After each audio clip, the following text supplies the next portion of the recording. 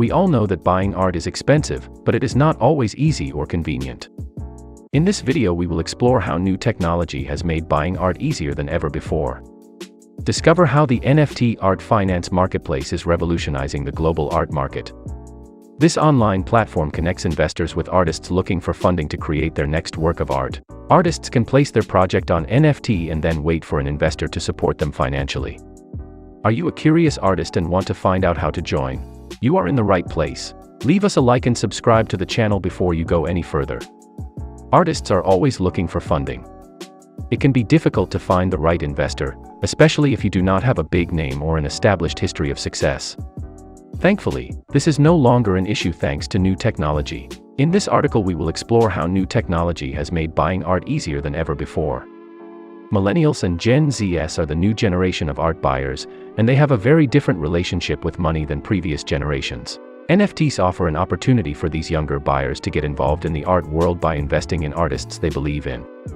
Let's take a look at some of the pros and cons. The potential for profit is enormous, but the risks are equally high. That is because art can be very expensive to buy, whether you plan on reselling it or not. Finally, NFTs could help artists maintain control over their work by giving them an opportunity to present their project directly to potential investors. Why are artists and collectors so into NFTs? The art world is changing rapidly. With NFTs, artists are able to present their work directly to potential investors who are looking for an opportunity to invest in the next Picasso or Van Gogh. It has never been easier for artists and collectors alike to find NFTs that they love. NFTs also make it easy for any artist with a creative idea can display their artwork without having to worry about expensive and time-consuming processes such as gallery openings and auction bids. NFTs offer a new way for budding artists and established ones alike to share their work with the world, which is why so many people have jumped on board with NFTs. Ownership must also change for NFTs. The public availability of digital assets, ironically resulting in astronomical selling prices for NFTs, was caused by the lack of ownership that characterized early dreams of an open web.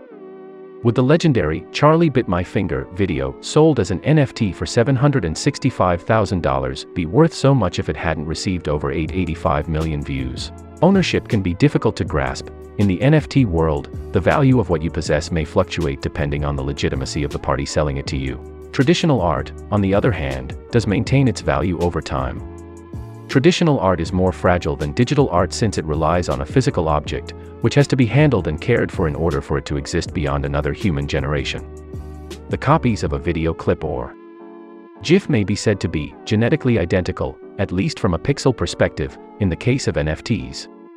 However, because it is so simple to duplicate them, regardless of their worth, it is also very easy to sell them. What should be done with a digital artifact's cultural currency, and who should have the authority to sell it, thereby claiming ownership of some portion of its value, particularly when a digital artifact's cultural currency scales? In 2012, a painting by Vincent van Gogh, titled Sunflowers, was sold at an auction for £74.9 million, $125 million, making it the most expensive artwork ever sold. It had been personally valued by Van Gogh at around $125 in 1888. It was sold at Christie's in the 1980s for almost $40 million. This isn't unusual in the world of fine art, but it raises questions about how selling and marketing artists' work in the digital realm will develop now and after their deaths, when the value of works may sometimes skyrocket. It's more difficult for works like GIFs, memes, and other web items if the usage case for art isn't completely clear-cut at scale. Several instances of artists who believe their work was sold as NFTs without their knowledge or permission are described in The Big Idea. The primary value proposition of NFTs is that the proof of work assures your original piece has a distinct token linked to it, ensuring that the person who owns it knows they possess the genuine article. But the problem is that a JPG file, for example, may be uploaded to a different marketplace with a different token affixed to it and sold. There is no such thing as original. Someone had generated NFTs of all of Corbin Rainbolt's tweeted images, which happened to be an artist. There are no formal copyright safeguards in place to create an NFT. Before creating one, OpenSea and Rarible, two major NFT platforms, require no verification. A person simply needs an Ethereum wallet and enough money for transaction fees to operate the technology that is meant to establish proof of ownership of digital assets. Buyers who pay a premium for rare NFTs are not protected by law or contract. They have no assurances that the NFT author, or anybody else, won't make more copies of the same asset. Authors can even create distinct assets on different platforms, then claim they're one of a kind. Are NFTs actually good or bad for art?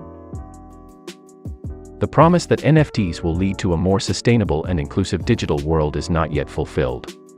You can take steps in this direction by using your voice, like sharing our video with friends on Facebook or following us on Twitter. And if you want to get involved but don't know how, let me know. I'd love to talk about the ways we might work together for an open web of creativity where all forms of media are accessible to everyone.